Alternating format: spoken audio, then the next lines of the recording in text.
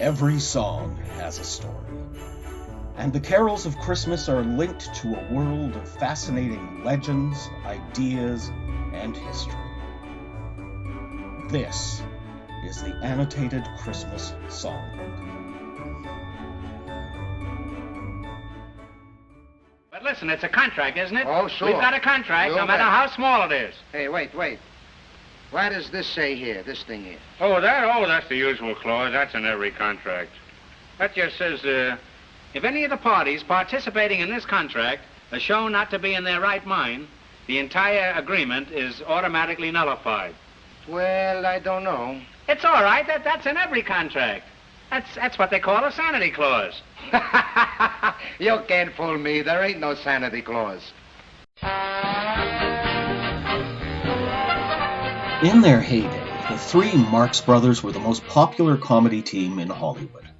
And everybody had their favorite, whether it be the quick-witted Groucho, the fast-talking Chico, or the unpredictable Harpo. But often forgotten is the fourth Marx brother, Zeppo, real name Herbert. While his three brothers went on to become comedy legends, Herbert Mars left the act and set out on his own.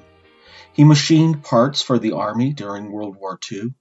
He improved methods of providing therapeutic heat, and he invented a watch that monitored heart rates and provided warnings if they became irregular. So Herbert Mars may not have been destined to be the movie star his brothers were, but who knows how many lives he saved. His story was different, but still worth remembering. And so it is with another famous and much more serious trio, Melchior, Balthazar, and Caspar, the three wise men. But there is the legend of a fourth wise man, in a story first told by American writer Henry Van Dyke. And it, too, is a life worth remembering. It is said that many years ago in ancient Persia, there lived a gifted astrologer named Artaban, whose studies revealed the impending birth of a great king. Artaban resolved to honor this miraculous babe's birth with wondrous gifts. So Artaban sold his every possession and purchased 3 magnificent jewels: a bright blue sapphire, a fiery red ruby, and a pearl as valuable as any kingdom. With these great gifts in hand, he set out for Jerusalem, where it was arranged that he would meet with his fellow wise men. He had traveled for weeks when suddenly he heard a cry for help. He looked to the side of the road and beheld a deathly ill man in a ditch. Artaban was torn. It was nearly the appointed time to meet in Jerusalem. If he stopped now, he could miss his fellow magi. But if he left, the man would surely die. Artaban listened to the wisdom of his heart, and so he dismounted from his horse. For days he cared for his patient, and once the man had recovered, Artaban set out to complete his delayed journey. And so it was that when he arrived in Jerusalem, he found that he had missed his fellow wise men. There was only a message informing him that they had proceeded across the desert to Bethlehem, and he should meet them there. Artaban was anxious to catch up, but he was ill prepared for a desert journey. And so he sold his bright blue sapphire for camels and provisions to cross the burning sand. And so, with only the fiery red ruby and the pearl as valuable as any kingdom, he set out to honor the king.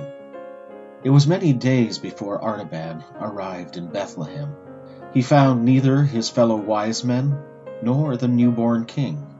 He finally found the humble home of a widowed mother and her son. The woman told him that the little king and his parents had fled in secret. They had been warned of the anger of King Herod, who had promised to kill every male child in the city. Just as the woman was telling this to Artaban, a great cry went up in the street. The soldiers of Herod were arriving to carry out their bloody orders. The mother had no place to hide her son, but Artaban stood in the doorway, and when a squad of soldiers demanded to be let into the humble home, Artaban assured them that no boy dwelt in this place. But for their troubles, would they take this fiery red ruby and move on? The greedy soldiers took the ruby, and the boy was saved. But now Artaban was left only with the pearl, valuable as any kingdom, to honor the king, and he still had to find the baby. For 33 years Artaban searched in vain for the great king. Finally he heard of a great teacher who spoke of love and forgiveness and performed amazing deeds. Now old and penniless, save for his precious pearl, Artaban was convinced that this was the great king he sought. But when he reached the city of Jerusalem, he was informed that the man he sought was to be put to death that very day. Gripping the pearl as valuable as any kingdom in hand, he rushed to reach the execution site, certain he could use the precious gem to ransom the great king. But before he could reach the place of death, his way was blocked by a squad of rough men pulling a pitiful little girl locked in chains. The child was being dragged away to be sold as a slave. Artaban had his last chance to honor his king, but his heart was moved by the horrible sight before him. With barely a thought, he approached the men and pressed into their commander's palm the pearl as valuable as any kingdom. The little girl's freedom was secured. So Artaban's great king went to his death without the wise men ever presenting his gifts or even seeing his face. Artaban fell into despair. He had failed the very king he had hoped to honor. But as he lay grieving, he heard a voice. A soft voice, but one that spoke with conviction and compassion. A voice that no one heard but him. And here's what it said. This I say unto you, whatever mercy you have delivered unto the least of my people, so have you delivered unto me. And Artaban's heart was eased, for he knew that despite all else, the fourth wise man's gifts had been accepted, and he had indeed honored his king. Here's Glynis Price with a song about the very event that Artaban was so desperate to see. The First Noel.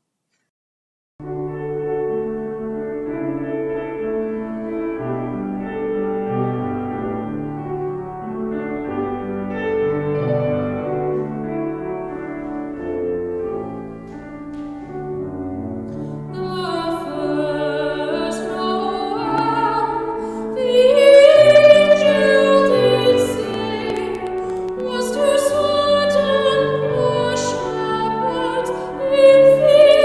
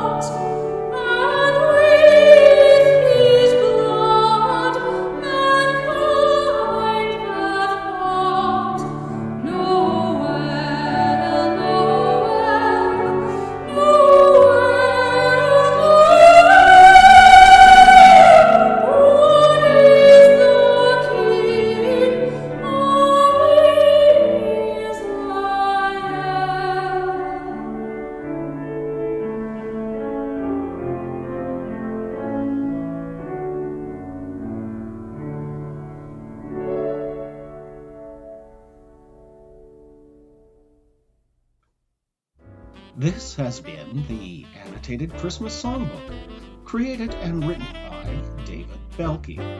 The First Noel was performed by Glynis Price, with Spencer Krzyzanowski on piano. Recorded by Danielle Key at Holy Trinity Anglican Church in Edmonton, Alberta, Canada. Intro music by Aaron Kenny. Outro music by Ease Jammy Jams. Incidental music, The Wandering Soul, by Asher Fulero. The Annotated Christmas Songbook is a production of Holy Trinity Anglican Church and the Acme Radio Project.